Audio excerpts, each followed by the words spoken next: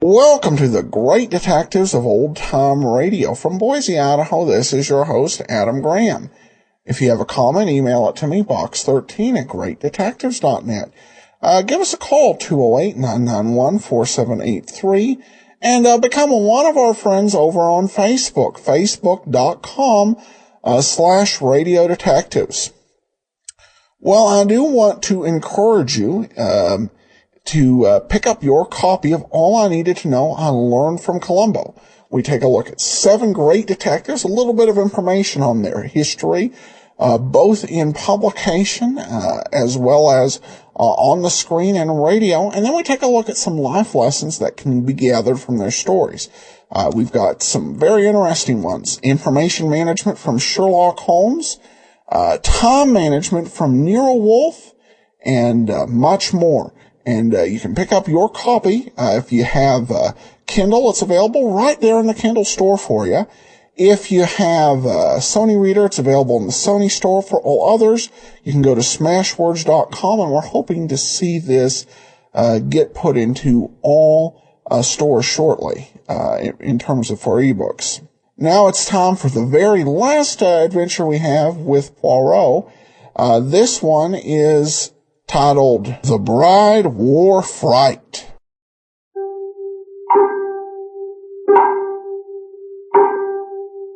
Time and the little grey cells. These will always catch the criminal. Hercule Poirot, Detective Extraordinary.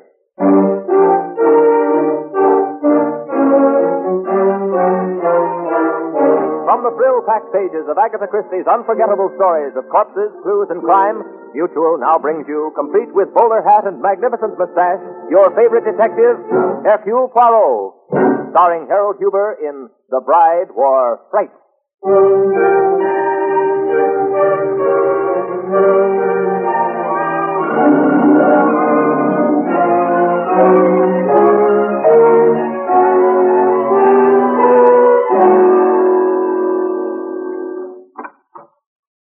Yes, it's good to get home. 1,000 thunders, what does it cost with the lights? Well, there is always the lamp. Oh, please, I'm not a thief. I'll go out quietly. I didn't take anything. I didn't really. Unless you count a cup of coffee. I was so hungry, I'll pay for that. Just let me get out of here, and please don't say anything about it. Please, mademoiselle, give me a moment to think, and let me turn on the lamp and look at you. Oh. Oh, indeed, mademoiselle. Or should I say madame? Inasmuch as you are wearing a wedding gown? No, it's not madame. That's why I'm here. Mademoiselle, I am not a minister. No, you don't understand. I didn't get married. I ran away. They chased me, so I hid in this apartment. And how did you get in? Well, I ran in here because I saw Peter coming around the corner. I ran into the elevator and told the boy to take me to the top floor. Then I went up on the roof. I knew Peter would come after me, and so I climbed down the fire escape, and your window was open. That was most careless of me. Oh, please, you're not going to have me arrested, are you? I'm not a thief, really, I'm not. Mademoiselle, we will discuss that question in due time. Just now, there are many things I do not understand. First, you are in the costume of a bride. Where is the groom? Oh, why, that's Peter. You mean you were running away from your future husband? Yes. But please, that's something I don't want to talk about. May I go now? You may go most certainly, mademoiselle, but have you given thought to where you are going? In that dress, you will most certainly attract attention, and you cannot spend the remainder of the night breaking into strange apartments. I know, but I'm trying to get to my aunt. She'll help me. Then you are not returning to your home? Oh, no, I can't. Oh, hide me, please. No, mademoiselle, that is out of the question. Well, I'll run into the kitchen. That is useless, mademoiselle. But don't you see someone's after me? That, mademoiselle, is a possibility. But hiding will not help. Oh, please don't answer. I beg your pardon, but did you see anything of a girl in the wedding? Why, there you are, my dear Eleanor. Well, what in the world did you want to run off for? You can't mean to say that I've already begun to treat you badly, even before we're married. I'm not going to marry you, Peter. It's no use. Oh, come along, dear. You're upset. I'm not leaving here. But your father's worried about you, Eleanor. You can tell Father to stop worrying. I've made up my mind, Peter. Darling, think of the impression we must be making on a complete stranger. Oh, he's no stranger. This is a very good friend of mine, Peter. That's why I came here. I want you to meet Mr. Hercule Poirot is the name, Eleanor. Poirot? Yes, the famous detective. And it's surprising that he should suddenly have become such a great friend of yours. Monsieur, you have the advantage of me. You evidently know my name. I'm Peter Cheney. Major Peter Cheney, and this is my fiancée, Eleanor Carlin. You mean I was your fiancée? Eleanor, stop this nonsense and come along with me. We've bothered Mr. Poirot enough. I assure you, Monsieur Cheney, it is no bother. There, you hear what Mr. Poirot is saying? I'm not leaving. You don't mean to say that you intend to spend the night here? And why not? Well, really, Eleanor, you can't expect your father or me to... Monsieur Cheney, come, you flatter me. I am not the man for the lady. But Mademoiselle Carlin shall be chaperoned. Mr. Poirot, for a man of your reputation, you don't seem to understand the situation. Miss Carlin is my fiancée.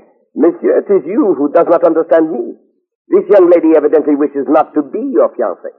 In addition, she seems to be frightened of you. Ridiculous. Frightened enough to run away from you on her wedding day and break into a strange apartment. She's just upset. Exactly, monsieur. And I think it is your presence that upsets her. I see. Well, I suppose I should have known. This is too good an opportunity for any private detective to pass up. When you saw me and heard my name, you knew there'd be something in it for you. Monsieur, I assure you, you are not very astute.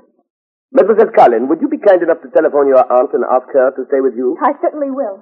Now, if I give you a check for $5,000 as a retainer, will you then agree that Eleanor has been acting foolishly and let her come with me? Really, monsieur, you are an intelligent man, but with one weakness. You are evidently under the impression that money can purchase anything. Why not? The check is good, you know. I have no doubt of it, monsieur. Keep it. I am not interested. Mr. Poirot, I am warning you.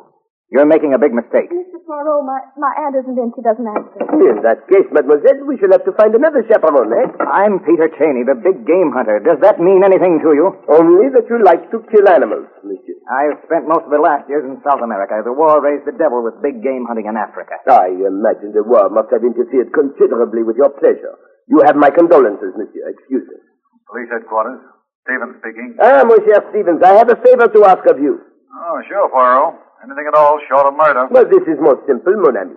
I wish you to spend the night with me in my apartment. I have a young lady here, and... What? A girl? Stevens, you will give yourself bad blood shouting so. I want you to act as chaperone. Oh. All right, Poirot. Anything you say. And now, monsieur, if you have nothing more to say, we shall bid you good night, eh? Oh, yes. Oh, there's one thing. I have the finest collection of human heads in the world. You refer, of course, to the shrunken heads of the South American Indians? Yes, precisely. I found out how to do the job. It's fascinating. My collection is very fine. I was just thinking, your mustaches would add to that collection. An amusing fancy, monsieur. When we have more time, I must show you my scrapbook of criminals I have sent to jail. I do not believe there is a big game hunter among them.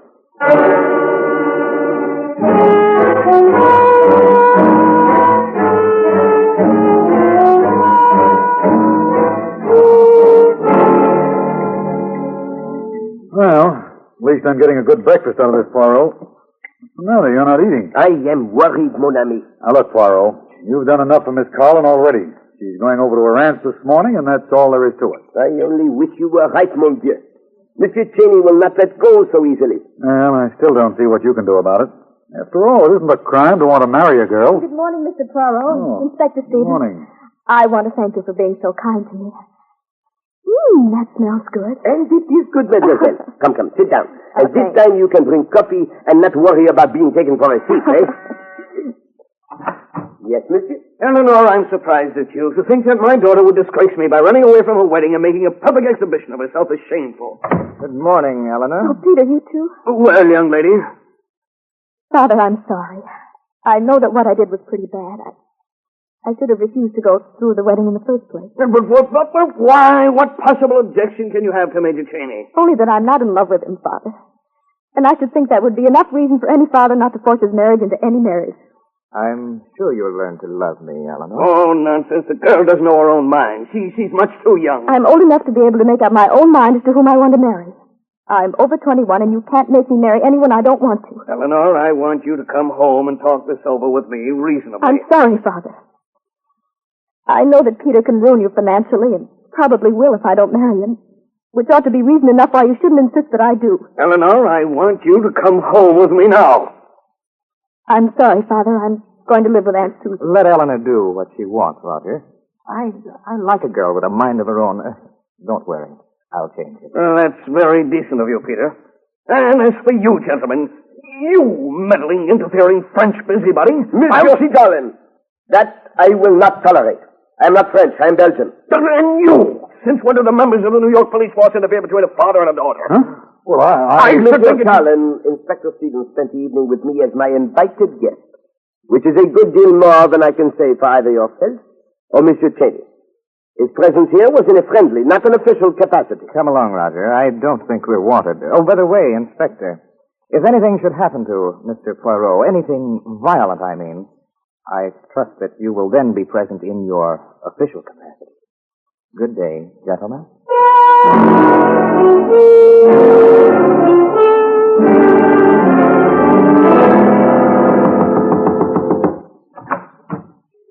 Good afternoon, Pancho. Is Peter in? I will see if the major is in. You may as well tell him, Pancho, that I'm going to sit right here until he sees me. I hear you, Donna. I'll be right with you. Oh, darling, take your time. As long as I know you're here, I'm happy. Donna, darling, I'd never keep you waiting. You know that. Oh, Peter, I knew it wasn't true. And if you think that was a mistake, here. All right, Pancho. Down, Murphy. Down, I say. Oh, you brought Muerte with you. Where I go, he goes. He's well named, Donna. Muerte. You know. I know. Death. Right. I told you not to come here. Peter, I just had to. I couldn't believe that you were going to marry that girl. I am. And now that you know it, you can go right back to South America. Oh, Peter, why? Why do you want to marry her? I assume you asked me that because I never wanted to marry you. You're just like all stupid women. Donna, I'm through with you. You shan't marry her, Peter, because I'm not through with you. Donna, you don't know what you're saying. No, yes, I do. You're not going to marry her, do you hear? Because if you do, I'll go to the police. I'll tell them about Juan. Remember Juan, Peter? He was tied to a tree and torn to pieces by a dog. That dog might have been Muerte. Poor Muerte. He gets blamed for everything. And what about that Englishman?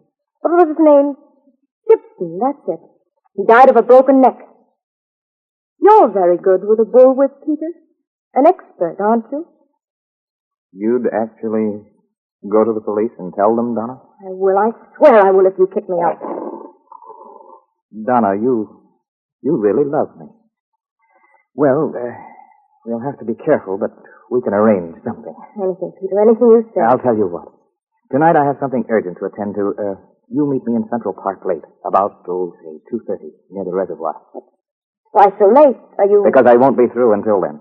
Peter, if this is one of your tricks, I'll tell the police everything I know. Oh, don't be foolish, Donna. If you'll just meet me, I assure you that won't be necessary.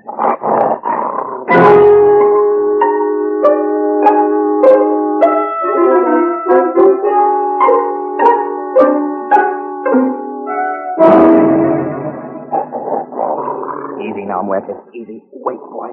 Wait. Peter! Oh, Peter, where are you? There she is, Muerte. Get her, boy. Drive her towards me.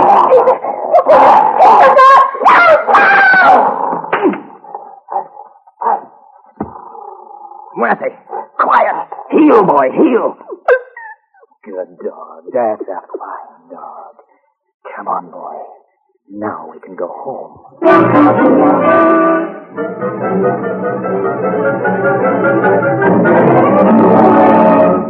Well, that's the way we found her, Poirot. Lying in the bushes near the reservoir with her neck broken like that. Ah, the pauvre petite. This is a most singular affair, Stephen. The manner in which the neck is broken gives one furiously to think, n'est-ce pas? Somebody awfully powerful must have gotten hold of her. Perhaps, but if that is true, mon ami, where are the marks of fingers? Hey, all right, Poirot. She must have been hit with something. Exactly, mon ami, but with what? Tell me, what was her name? Donna Moreno. She just got in from South America yesterday. Oh, good morning, Inspector. Good morning, Morning. Mr. Poirot. Good morning. Oh, this is my first visit to a police headquarters. The policeman downstairs said I'd find you up here, Inspector. What do you want? Well, I read the papers this morning. I think I may know this girl who was so unfortunately killed last night. And so you came down here to give your knowledge to the police. That's right, monsieur. That was most kind of you, Monsieur Cheney. Oh, not at all. I knew that sooner or later the police would find out that Don and I had been very good friends, and so I thought I'd better trot right over here and tell everything I know. You know anything about this killing? Oh, nothing about the killing, of course, Inspector. Donna had a lot of friends in South America, and a few enemies, too. Did you know that Mademoiselle Donna was coming to New York? I hadn't the slightest idea of that. We said goodbye in Rio. Did you see Mademoiselle Donna before last night? As a matter of fact, I did.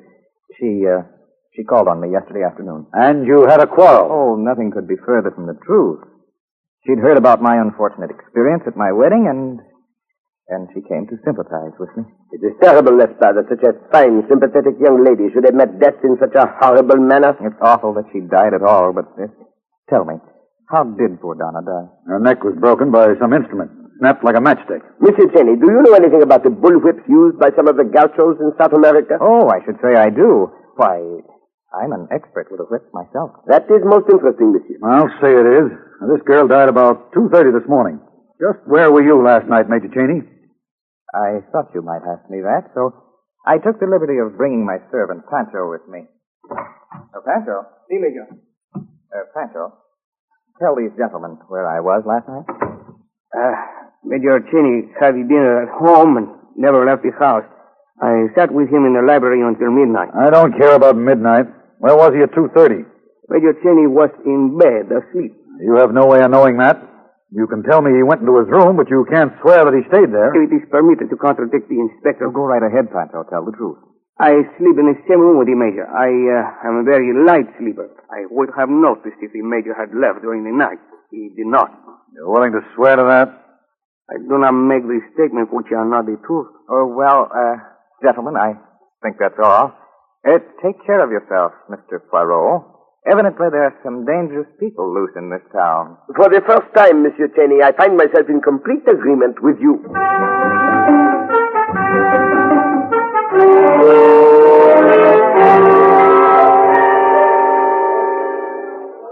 you mind if I sit down, Eleanor? Oh, Peter, I wish you'd leave me alone. Aren't you tired of working, Eleanor? You don't have to, you know. I like working. And inasmuch as I only have an hour for lunch, I'm sure you'll forgive me if I start Oh, of course, of course. By the way, I wouldn't bother about hurrying back to the office if I were you. I certainly don't intend to be late. Oh, it doesn't really matter. You work for the Lee Construction Company, don't you? Why, yes, I do, but... I have an idea that they're not going to require your services after today. So you managed to get them to fire me. Yes, Eleanor. And I'm telling you that I'll do the same with every job you get or try to get. I like a woman who fights, but I like to show them I can fight, too. Oh, Peter, I don't want to fight. I just want you to leave me alone. You know this is going to be fun.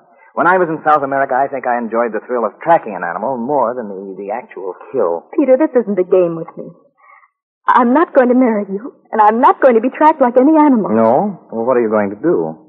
I'll see that you don't get a job, you have no money, and you're too proud to take any from your aunt. You see, Eleanor, I have the advantage of knowing your weakness. I know what I'll do. I'll... You'll marry me. Eventually.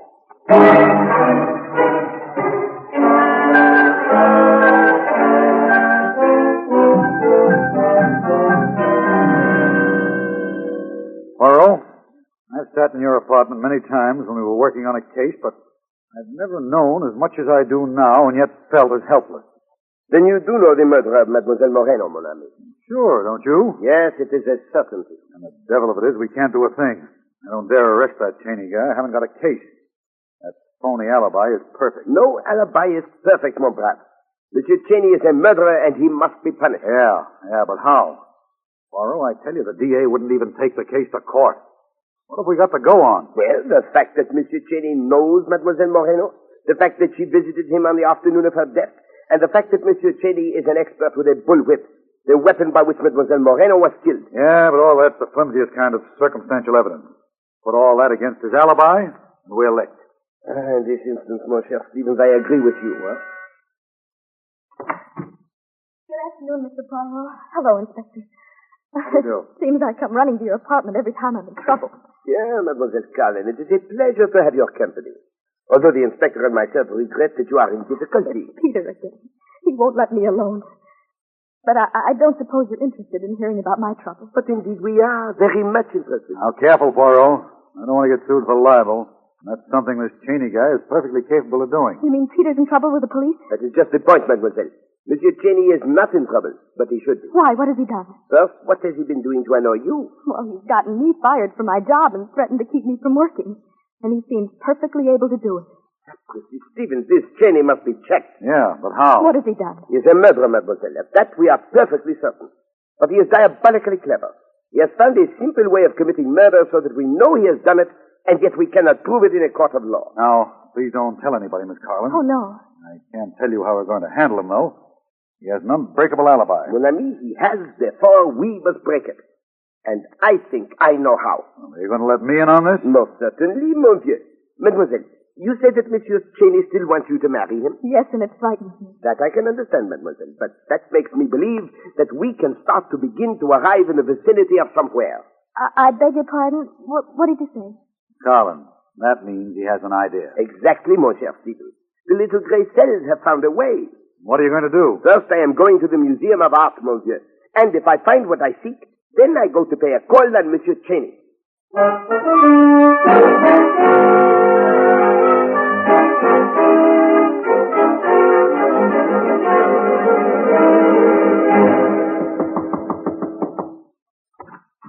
May I see Monsieur Cheney?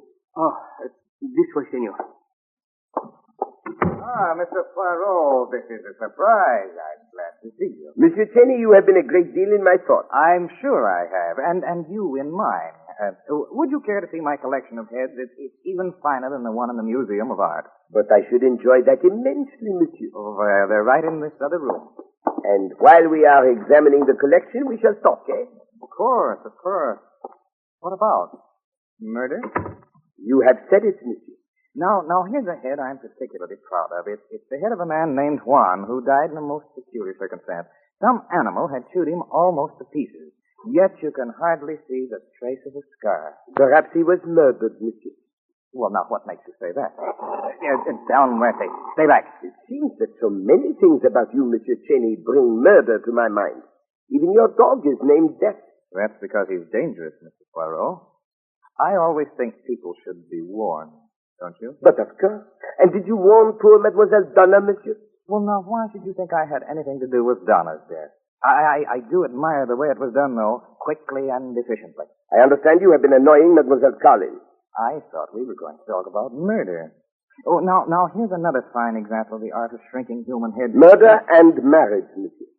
I just thought it fair to warn you that I will not allow Mademoiselle Carlin to marry a murderer. Good for you, good for you. I wouldn't want Eleanor to marry someone like that either. Monsieur, I am saying that I know you are a murderer. I am also saying that I will not permit Mademoiselle Carlin to marry you even if she wants. And I'm telling you that it's none of your business. And Monsieur Cheney, I shall do everything in my power to help Mademoiselle Carlin, financially and otherwise. You will persist in sticking your neck out. And you break necks that are in your way. Let's pass. Sometimes. But listen, Mr. Poirot, I have too much respect for you to want to quarrel. I'd like to get together when I've had time to think this over, and maybe we can talk more reasonably. Anytime you say, monsieur. Well, frankly, I'm too upset now to be able to think clearly. Shall we say, tonight at 11? Consider it said, monsieur. Shall we meet here? No, I'd rather not. Oh, come. Surely you are not going to ask me to meet you in the park. Oh, no, of course not.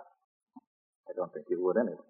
Not without being followed by a good number of police. And you would not like that, monsieur? I think our meeting place should be Fright, don't you? By all means, monsieur. And I have it. There's an old hot dog stand out on Long Island, been abandoned for quite a while, just a few miles east of Bayville on Route 19. It's in the middle of a vacant lot. Nothing around for miles. You can see anyone coming miles away. How about meeting me there? Monsieur Cheney, you have an appointment.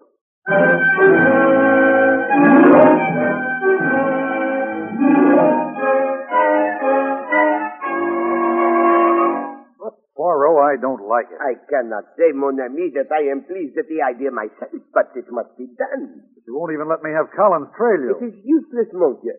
This must be done this way or not at all. Okay. Tell me what you want me to do. It is simple but vital. You must go to the house of Monsieur Cheney and tell his servant Pancho that Monsieur Cheney has been hurt, badly hurt. Will he believe me? It is essential that he must. If he needs convincing, tell him that he was hurt because of his appointment with me, that Pancho must come with you immediately, that Monsieur Cheney needs him. But suppose he won't come. He must, or you will be in the terrible situation of having to solve murders without the assistance of Hercule Poirot.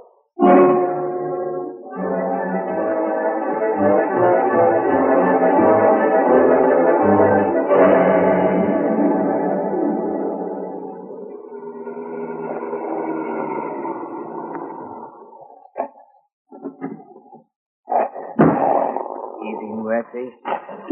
Easy, boy. Wait a minute.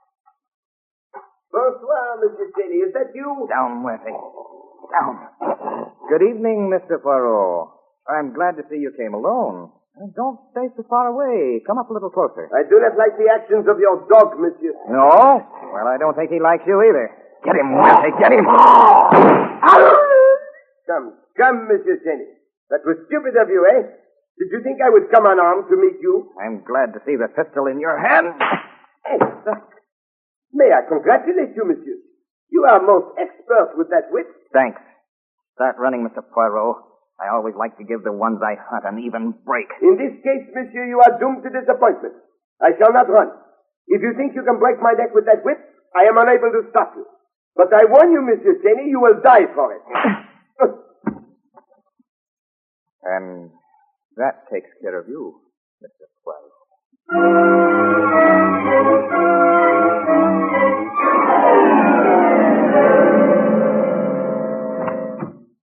Come in, Mr. Cheney, and sit down. Oh, thank you, Inspector. I seem to be spending a good deal of time at police headquarters lately. I'm warning you, Cheney. I'm holding you for the murder of Hercule Poirot. Anything you say may be used in evidence against you. Oh, don't be ridiculous, my dear Inspector. Oh, what is this, a joke or something? If it is, it's in very bad taste. Stop stalling, Cheney. I've got you dead to rights. I begin to see. This is evidently a trap of some kind. Mr. Poirot pretends to be dead Cheney, while you... I've arrested a lot of cold-blooded killers in my time. I tell you, I've never been as vindictive towards any of them as I feel towards you. You not only killed a great detective, but the best friend I ever had. Before you go any further, Inspector, I'd like to warn you that I'm going to sue you for false arrest and libel, or else have you put in an insane asylum. I suppose you're going to tell me you were home all night and your servant Pancho was prepared to swear to it. That's exactly what I'm telling you. Okay, that's it. That's all I wanted to hear. Come in, Pancho. Oh, Pancho, will you please tell the Inspector where I was this evening? Well? Pancho, what's the matter with you? Tell the Inspector where I was. Please to forgive Pancho, Major. I cannot. Have you lost your mind? Tell him, Pancho. No, it's not Pancho's fault, Cheney. He can't tell me because I was with him every minute this evening from 10:30 on. What? Yes, that's it. Poirot knew you'd try to kill him the same way and create the same alibi. He took a chance and laid down his life in order to trap you. Well, it's too bad I didn't foresee that. But at least I got Poirot. I'm glad you see it that way. Here's a confession on the Moreno killing, too. Yes, I did it. Just too bad, Pancho, that you weren't a little smarter. I'd have gotten away with the Poirot killing, too. Pardon, Monsieur Cheney. What? That is one murder you would never have gotten away with. But, Poirot, I thought... You thought I was dead, mon ami. I intended you should. In no other way could you have played your part so convincingly. I never miss with that whip. And you did not miss this time, Monsieur Cheney. However, you neglected to find out whether or not I was wearing a steel collar. A steel collar? A steel collar. The Museum of Art has one of the finest collections of 15th century armor in the world. I was fortunate in finding a collar that fit me. It was most uncomfortable, but most effective. Poirot, I'm certainly glad that you're alive, but don't ever do that again. What, mon ami? Make believe I am dead? No. Hide in my office without my knowing it. It would make me look like an awful fool in front of the commissioner.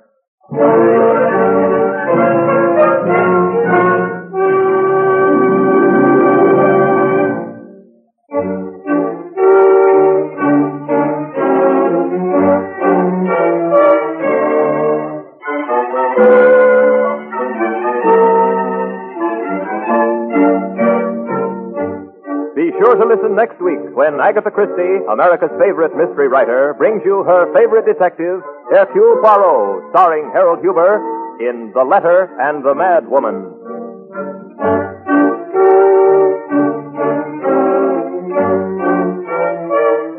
Music for Hercule Poirot is composed and conducted by Sylvan Levin. The program is directed by Carl Eastman. This is the Mutual Broadcasting System. Welcome back. Well, I don't know about you, but that was one of the creepier villains we've had, I think, on any of the detective series, actually. But they did a good job with the story.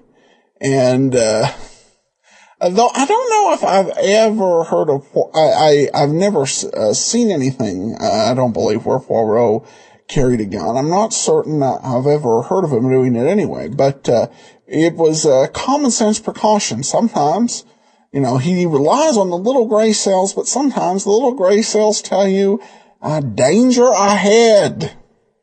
So he had to take some precautions on that. So that is the last of the Poirot old-time radio shows we have. There were another 9 weeks of episodes that aired over the Mutual Broadcasting System, but none of the titles were known, other than The Letter and the Mad Woman, because that was announced at the end of this week's show. And it's worth noting that in 1946, Poirot began to air on CBS as a daily 15-minute serial, with each case being told in 5 parts. Unfortunately, as is the case with most of these serials, the episodes, there's just not enough out there. There are 2 parts of one 5-part serial and 1 part of another. Again, none of it adding up to a complete story.